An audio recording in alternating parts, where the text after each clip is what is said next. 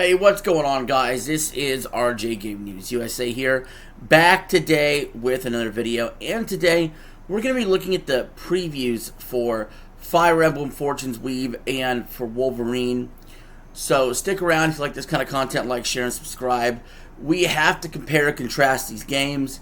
They're coming out 2 days apart in mid-September. Gamers will have a very difficult decision. Me personally, I've already decided. I'm mainlining Wolverine, and then I am diving into the gigantic world of Fire Emblem. Now, just because Fire Emblem's longer doesn't necessarily mean it's going to be a better game. But these two games were my top 2 Game of the Year candidates, even over GTA 6. So, what are the previews saying? And they're looking extremely favorable for both games, but a slight nod to Fire Emblem, which I believe will end up with the highest Metacritic score, other than GTA 6 probably, for this year. I predict a 92 for Fire Emblem Fortune's Weave. I'm predicting a 90 for Wolverine. Both games are on my radar to possibly be a 10. Obviously, we'll have to wait and see. And when it comes to Fire Emblem in particular, I will not be able to give a review right away of that game. It's going to take me a very long time to play through it. But we can talk about the previews. First, we're going to hear Player Essence talk a little bit about Fire Emblem's preview, and then we're going to see what Dreamcast guy has to say about Wolverine. From Fire Emblem Fortune's Weave and the previews from multiple big outlets like IGN, VGC, My Nintendo News, and Eurogamer shows that this game is shaping up to be a behemoth, one of the most ambitious games ever when it comes to Fire Emblem, and very much could be the next great game on the system. So we're going to break down everything with the previews, no spoilers of course, what's good, what's not so good, quite a bit, because they are very positive on this game, so there is a lot to get into. But before we continue, we are giving away a Nintendo Switch 2 at 140,000 lines from Eurogamer. Just to give you guys a snippet of what we're going to talk about, says 20 hours in, I cannot believe the scale, complexity, and ambition of Fire Emblem Fortune's Weave. And yes, that's from Western outlet Eurogamer. So definitely a good start. But I was able to comprise a lot of different opinions. And a lot of people were complaining this game is $80 physically, like Mario Kart was. I gotta say, it looks like this game is going to be an even bigger scale than Mario Kart. A lot of people assume Ocarina of Time is the big game of the year for Nintendo, and maybe it will have the most sales, right? Maybe it'll be the most profitable game. But the biggest as far as scale goes for all of 2026 is without a doubt going to be Fire Emblem Fortune's Weave. In fact, you can make the case by the time that game comes out, in the 14 months that the Switch 2 has been out by then, or 15 months it's been out by then, this will be the largest scaled Switch 2 game. The fact that the guy is 20 hours in and feels like he's barely chipped into it at all is extremely promising. And when you do compare that with Wolverine, that is going to be more bang for your buck, because you're probably going to finish Wolverine in under 20 hours.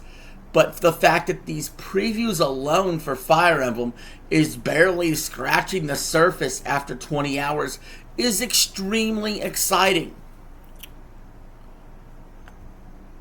Different write-ups, and I went over everything, and these are pretty much the big bullet points about what makes Fire Emblem Fortune's Weave so good. So according to many different outlets, they say this is one of the biggest, most ambitious games on the Nintendo Switch 2 period. Not just the most ambitious Fire Emblem, or one of the biggest Fire Emblems, but just games on the Switch 2 overall, and definitely from the first party perspective as well.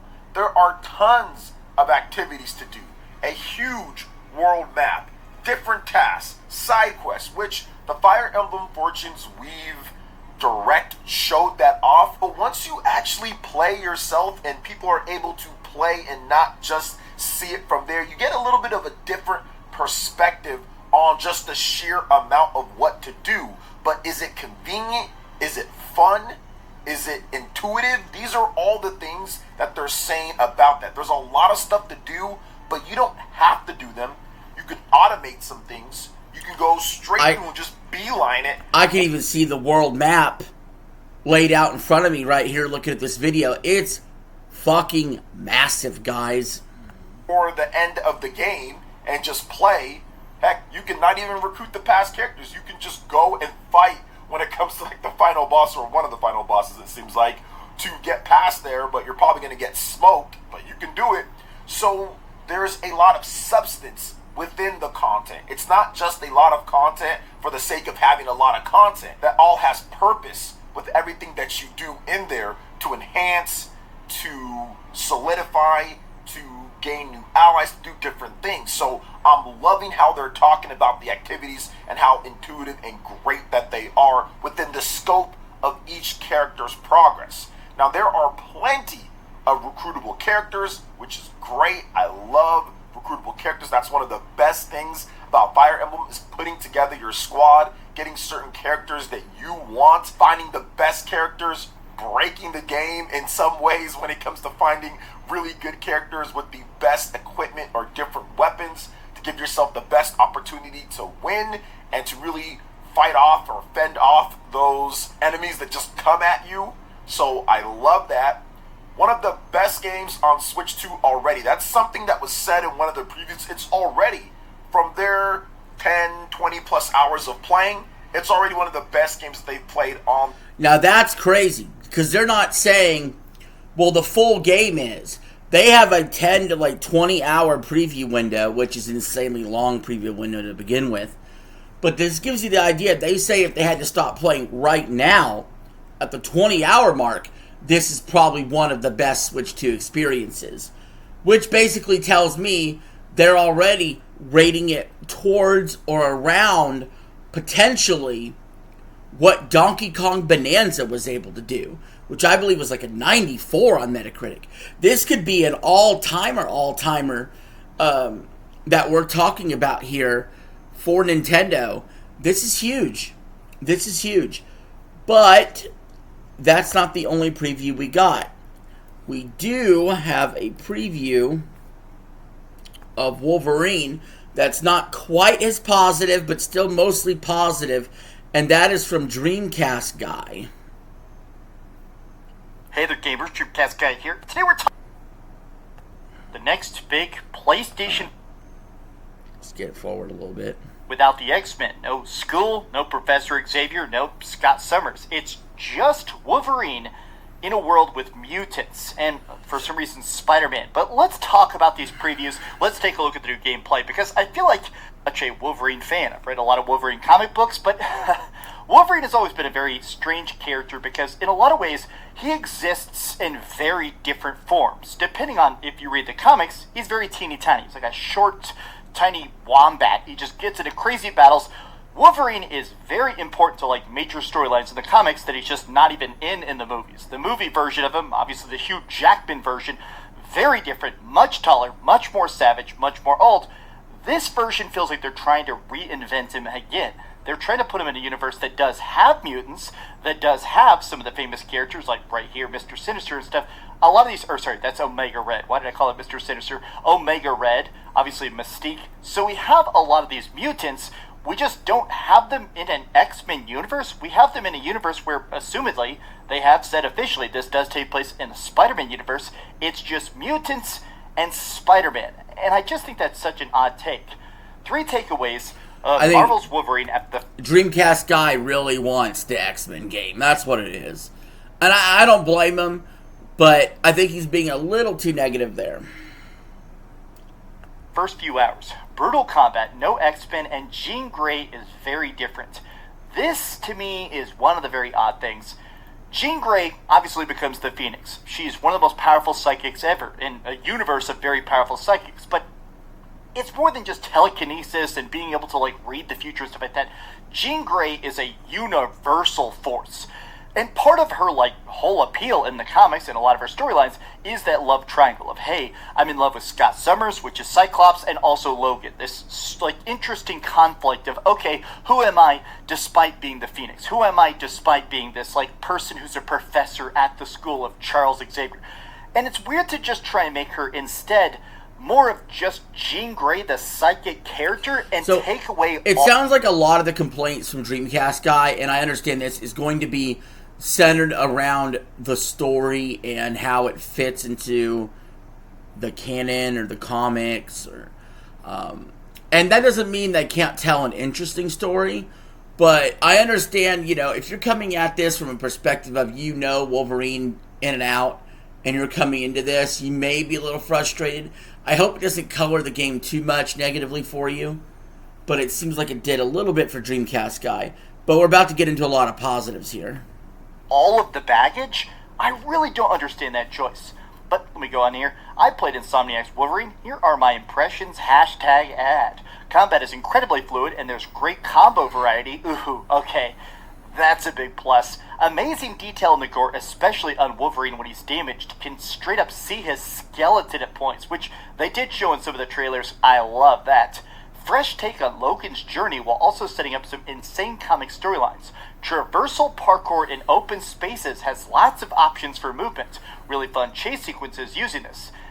This stuff here, this is the two things that honestly are the biggest worries for me, I guess I'll say, which is that it's not that we can't reinvent Logan. It's not that we can't redo this stuff, but it's that, like, Professor Xavier specifically is very crucial to the Wolverine storylines. The recovering of his memories is like a... So, I mean, look, I'm kind of down. For wherever they want to take the story, I kind of trust them, to be honest. I like where they took Spider-Man 2. But what I'm really excited about is what he glossed over here a second ago. Combat is incredibly fluid, and there's a great combo variety, and the amazing detail in the gore, especially on Wolverine when damaged. That's like 9/10 of the game right there. Okay? Like, you get that right, we can forgive if the story's bad. We can mostly forgive it. But, I mean, I am looking at Fire Emblem versus Wolverine. It is an apples to oranges comparison. It looks like Fire Emblem has the slight edge. Now, I did play Spider-Man 2 for the first time earlier this year, and there was a point in time where I was actually more excited for Wolverine than I was Fire Emblem. It was very brief. I'm back to solidly in the camp of, alright, it's no longer splitting hairs. I am more in favor of Fire Emblem now than I am Wolverine, but both games look like they're going to be incredible, and gamers are going to have a tough decision to make with their wallets. And in all fairness, even though I said I'm all about Fire Emblem, I understand that's a marathon, not a sprint. Wolverine comes out 2 days before Fire Emblem.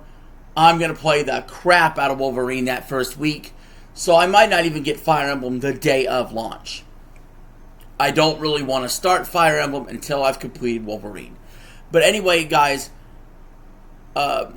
probably expect that Wolverine review to come out from me within the week the game comes out.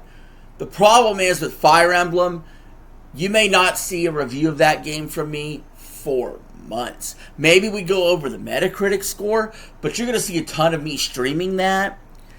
Now, when I do my Nintendo streams, I don't really interact with the chat, so you all probably like that the least of the streams that I do, between sitting in front of the computer and reacting to chat, or TTS on the PlayStation. When I do Nintendo, I have to just turn the computer in front of the television and play it. And I'll present the game to you guys, and you can watch me play, hear me rage in the background, and chat amongst yourselves. But that's going to be a long one for me. Like, the goal for Fire Emblem is get it done before GTA 6, and that may be a stretch. Anyway, guys, let me know your thoughts in the comments below. I just want one-word answers here. Are you more excited for Wolverine or Fire Emblem? And if you want to tell me why, go ahead. Anyway, I'll see y'all later. Peace. RJ out.